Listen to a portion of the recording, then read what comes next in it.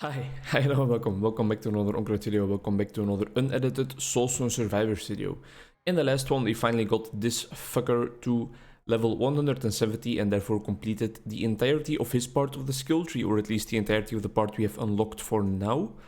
I think I'm just gonna go down the rabbit hole and go down the line as well and head straight into the Pyromancer with the new weapon Damnatus, Spire of Shadows. Critical damage, damage modifier, area modifier, or well, a negative area modifier, and multicast chance. Seems very strong. Dark projectiles that fly around you. Flying Doom. That fly around me and they pierce the target, so I guess they will keep on flying around me. We have more than enough materials, only the Sapphire, Frozen Wastelands. Because these Sapphires, I believe we need them in a whole bunch of other weapon recipes as well, so I think we are gonna have to head into the Frozen Wastelands. Select this guy, go into the skill tree first. Here we go, the Pyromancer. This is the Pyromancer, right? Yeah, this. What is his new ability? Wrathful Focus. May concentrate and attempt to become ascended, which allows you to quickly launch draconic flames at random enemies until your concentration is depleted. You can lose concentration when taking damage. Sounds A-okay. All skills now have a chance to apply melting. It reduces armor.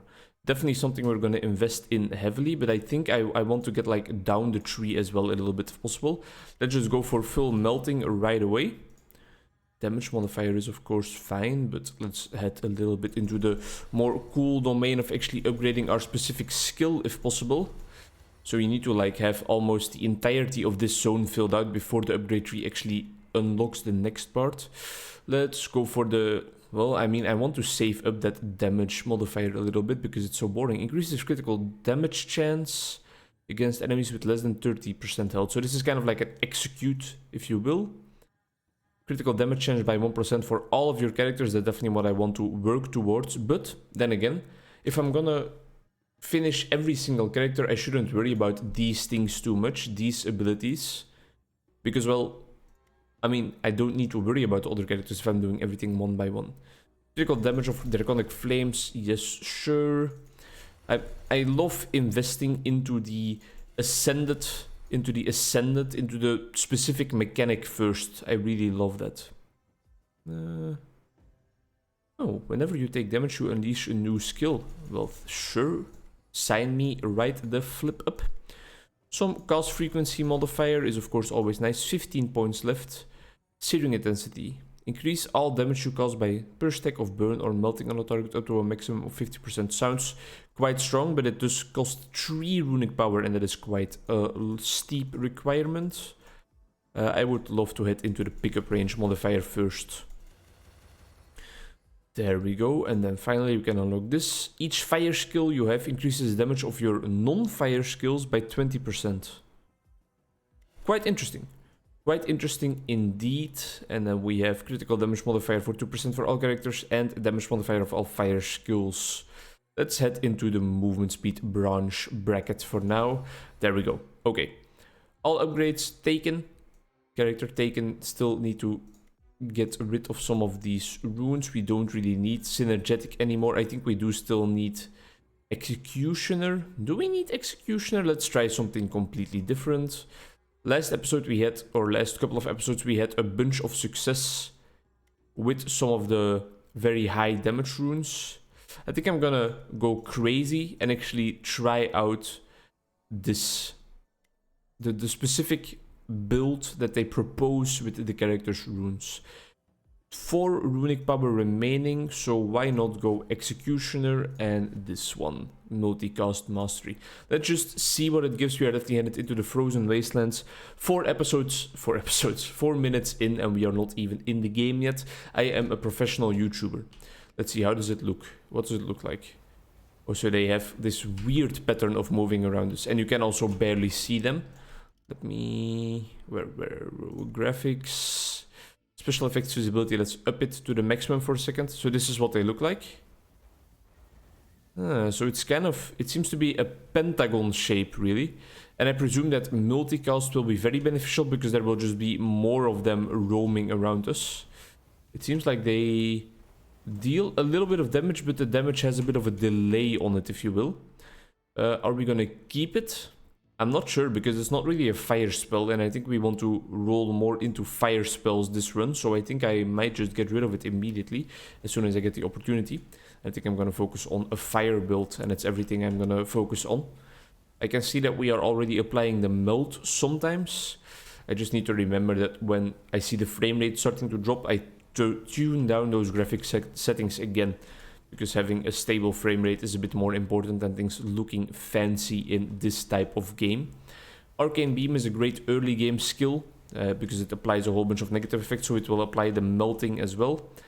But in the later game, in the mid to late game, we are definitely looking for those fire skills. Not that they are like extremely strong, but it's just what I want to do with this episode, with this run.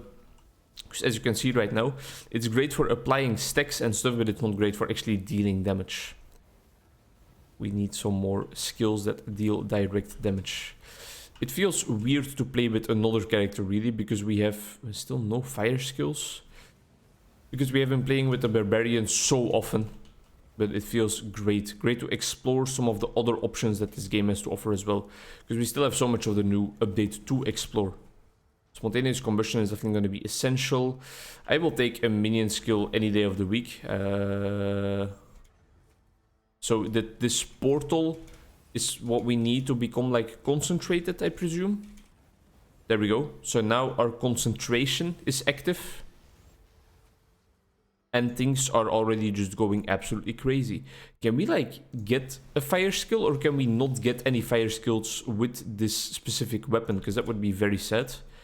Multicast. I guess we can go for light beam for a second, but I really wanted to spec into a fire build.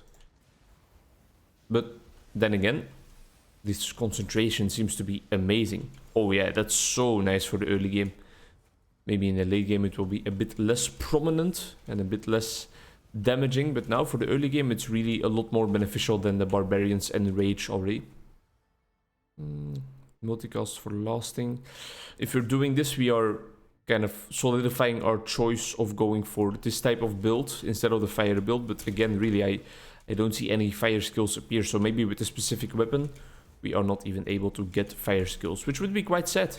It would kind of ruin our plans. We don't have Venomous yet, so we definitely could use it. Our damage is already up there. I think the most beneficial part even about this guy's abilities is that you can choose when you head into the crazy mode. You can choose when you head into the very, very high damage mode. With the Barbarian, it's more like a Gnar passive for all you League of Legends players out there. You don't necessarily choose when you go into Ascension mode. Whereas with something, with like the old Xerath ult, for example, you could choose when you went into Ascension mode, and I feel like this is way more like the old Xerath ult, you know? I can choose when to load the big guns and actually just go ham. And I think it's going to be way more beneficial because, of course, I can like see when the lords are coming around, when they are knocking at my door, when they are standing at my doorstep, singing a nice little serenade for me after throwing those little pebbles at my window because I don't want to wake up my father, who told me I couldn't go to the party. Don't throw too large rocks though, because then you will end up like We the Kings in their Check Yes Juliet video. What the hell was I talking about? When the lords are at my doorstep, I can then decide to go into overdrive mode, which is exactly what I will probably do right here.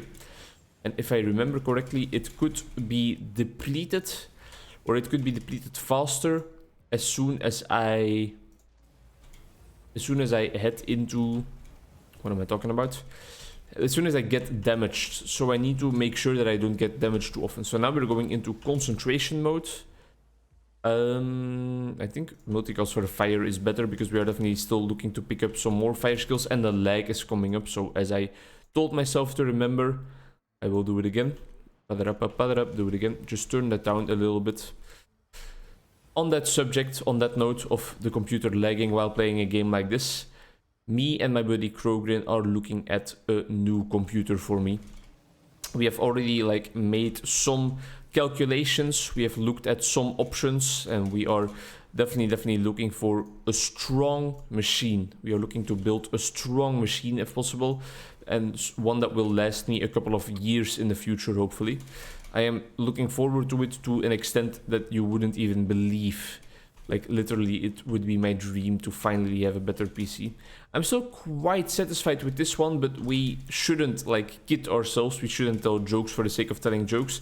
It's not up to par anymore to play most of the games that I want to play. I, for example, yesterday bought, no, 2 days ago, more than 2 days ago, on Saturday even, I impulsively bought Riders Republic because it was on sale, a very large sale, and it's a game that I have been looking into for a while already. But I'm just like almost too afraid to play it at this point, because I think that if it lags, it will just ruin my experience. Then again, I don't want to like wait until I have finally gotten this new computer to boot up a new game that I bought to have some fun in. And it's not about graphics either, because I mean, I don't mind playing things at low graphics. I'm way more about the gameplay than about how a game looks. But I would want like a smooth gaming experience. That's like the one thing that I am an advocate for. Like 60 FPS is a baseline requirement for me to, almost like a baseline requirement for me to enjoy games. The only game I played lately where I didn't need 60 frames per second, I don't think I'm reaching 60 frames per second here all the time, or even most of the time. But the only game I was able to completely like chill and not worry about it was Black Desert Online back when I got into that. Because right before getting back into that, I actually watched a video about like, hey, you don't necessarily have to play all games in 60 frames per second. Just try to enjoy it a little bit without it, for example, necessarily being the smoothest gaming experience you have ever experienced. Hypothermia is very nice. I presume that it works like thermal shock, which applies cold, can then also proc hypothermia, right? So in a sense, I can use my burn effects to apply fragility as well. I would presume the game is designed like that, because the game designers of this game are definitely on top of what is fun and what is not fun. So I presume that they will have a nice grasp of what is the case in this specific example as well. Almost died there, and there goes our first revive because we were playing a bit too ballsy, just standing still. What do I feel of this build so far? I think it's nice. I think it has quite some potential. I think we will have some struggles later on though. And one thing I think we definitely still need is movement speed or dash quantity upgrades. Then again, as you know, we have all the time in the world to play this, so we can lose this run, we can start up a new one immediately. No, we don't want multiple thermal shocks, because that will just reduce their movement speed even more, and that's not something we are looking for. We can play as many runs as we want, and we can use as many attempts as we want to actually get into the max upgrade spot. I don't know about the specific runes that we have for this build though. That's the main part I am worried about, especially also because this weapon is like a reduction in area, and I think for most of these flame skills, a reduction in area can be quite detrimental. We are almost on our second revive already. I think we just need a bunch more upgrades. There goes our second revive. We might make this into a very, very short run after all. If I do try this build again, I need to remember that I spec into movement speed a bit earlier, if at all possible. Because I really, really need... That's gonna help probably. I really need that movement speed to get out of a pickle. Get out of pickles that I bring myself into. Are we gonna go into concentration mode right away again? Yes, I think we are. Try and get rid of these Lords of the Void immediately. A nice healing crystal is gonna help us out a little bit. I think we can head into the skip active skills. Ah, no, it's no problem. But we can like start banishing a couple of things to maybe increase our chances of getting actual beneficial upgrades. I have been underusing or underestimating the importance of banishing in the last couple of runs, I feel like.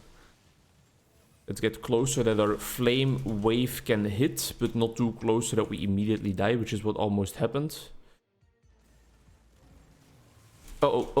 Yeah. We are in a whole bunch of trouble, and we just don't have the movement speed or the dash recovery speed to actually get out of here. Multicast is very nice. I say as I dash into another enemy attack. We really need to take it slow, careful. We need to wait for the opportune moments to actually damage the lords again. And we just need to circle around and focus on dodging for a second, because otherwise this run will be over in a heartbeat. Healing crystal spawning would be very, very beneficial. I should really look into whether someone has documented how the healing crystal spawning works.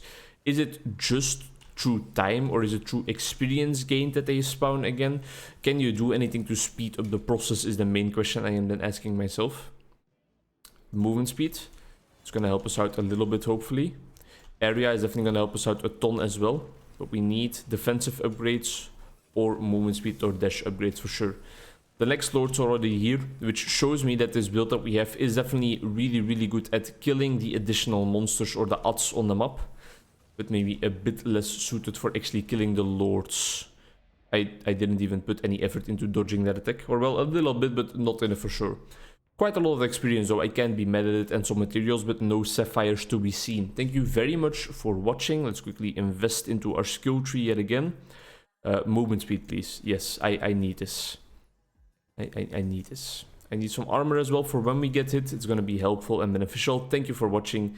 I'll do one off-camera run and then maybe one on-camera run again, because otherwise we will just have 50 episodes with this character yet again. See you in the next one. Bye-bye.